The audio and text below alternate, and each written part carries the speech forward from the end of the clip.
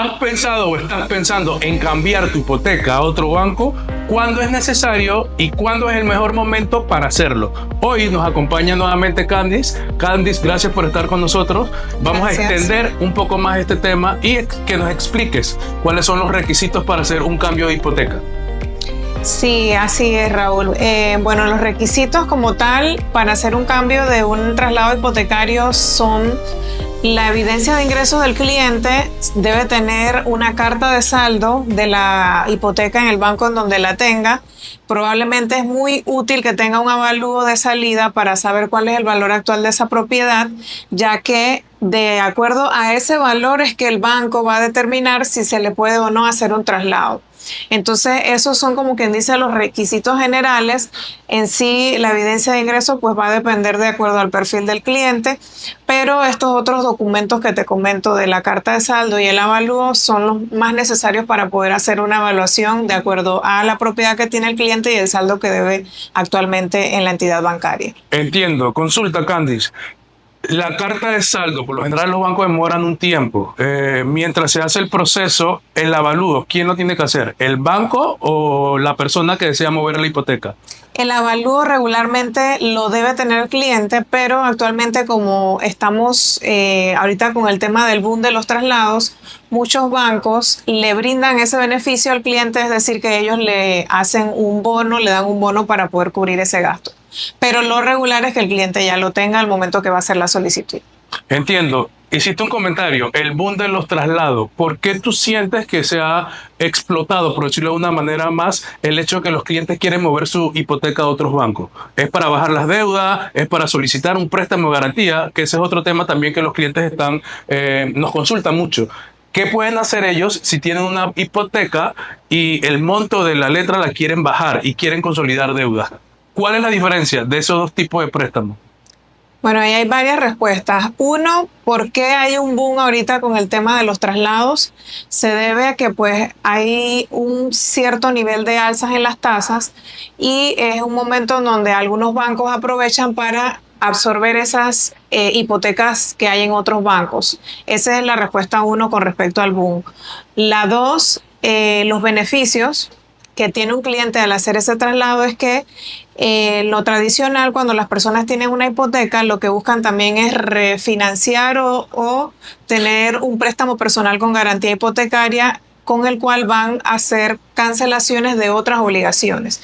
Eso les beneficia porque, por ejemplo, si tú tienes un límite total en tarjetas de crédito, ejemplo, de $20,000, ahora mismo el interés de cada tarjeta está más o menos por el orden de 17 a 20%.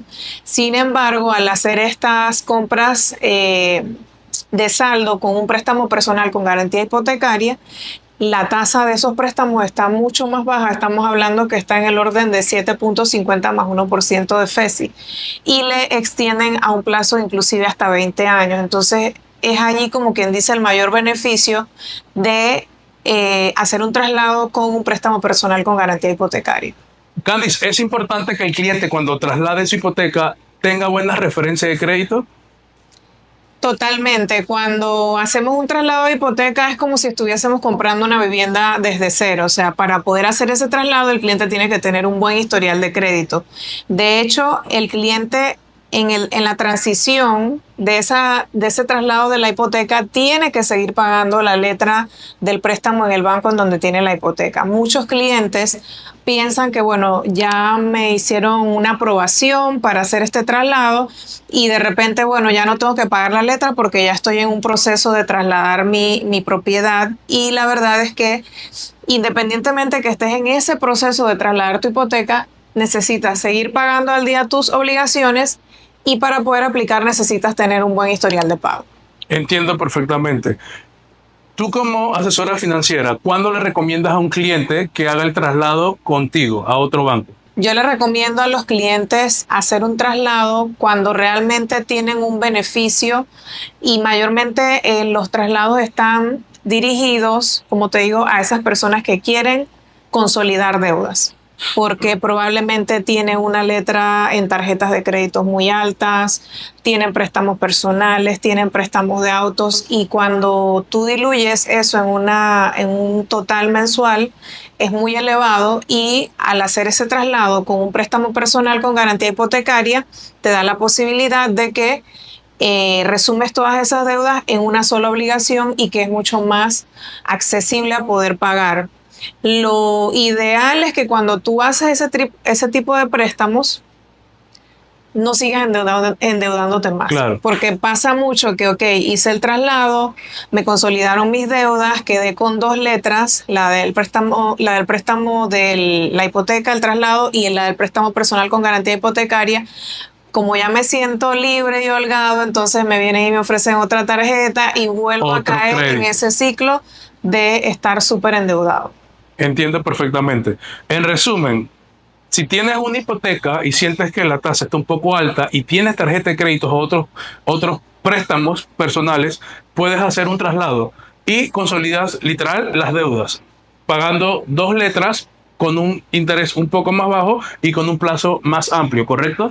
Es correcto. Allí va a influir mucho el valor de esa propiedad, porque suele suceder que a veces los clientes, quieren hacer un traslado, y cuando vamos a ver el saldo versus el valor de esa propiedad, el saldo está muy justo a lo que vale la propiedad, y cuando es así, los bancos no hacen traslado. Entonces, como mínimo referencia para hacer un traslado tienes que tener un saldo que esté por el orden del 90% del valor de la propiedad. Si quieres hacer una consolidación de deudas con un préstamo personal con garantía hipotecaria, tienes que tener un poco más de disponible del valor de esa propiedad. Es decir, por ejemplo, tú tienes una propiedad que el valor actual son $200,000, ¿verdad? Okay. El banco regularmente, si eres asalariado, de eso puede trasladarte un 90% del valor de esa propiedad, o sea que serían $180,000. Pero tú debes nada más 160. Entonces, cuando te hacen el traslado, el banco lo hace sus cálculos y te queda un disponible como de $20,000 para hacer una consolidación de deudas con el préstamo personal con garantía hipotecaria. Allí tienes la posibilidad de hacer los dos préstamos. A diferencia que si el saldo en el banco donde tienes la hipoteca está muy justo, no te va a dar la capacidad de ese valor adicional de la propiedad para poder hacer ese préstamo adicional. Perfecto.